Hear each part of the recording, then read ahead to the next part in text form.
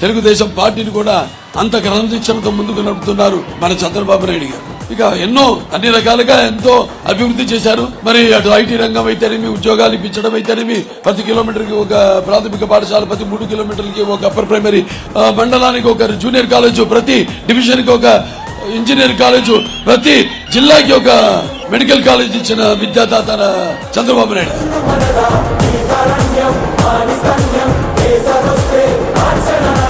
ఎవరు విని కని ఎరుగని పథకాల్ని ప్రవేశపెట్టింది నందమూరి తారక రామారావు గారు. మహిళలకు మా తండ్రి ఆస్తులను సామానుకి ఇప్పించారు, కిలో బియ్యం 2 రూపాయలకి ఇప్పించారు.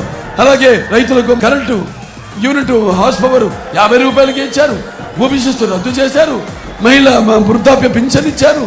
అలాగే ఈ యొక్క మండలాలు ఏర్పాటు చేశారు. ప్రజల వద్దకు పాలనను తీసుకెళ్లారు. ఆంధ్ర రాష్ట్రంలో బడుగు బలహీన వర్గాలు, వెనుకబడిన తరగతులు, తాడిత పీడిత కులాలు, మైనారిటీలు ఎవరైతే ఈ అధికారంలో ఉన్న పదవులకు దూరంగా ఉన్నారో వాళ్ళందరికీ చేయూతనిచ్చి అధికారంలో ఉన్న పదవులతో అలంకరించి వాళ్ళని గౌరవించిన మహానుభావుడు నందమూరి తారక రామారావు గారు.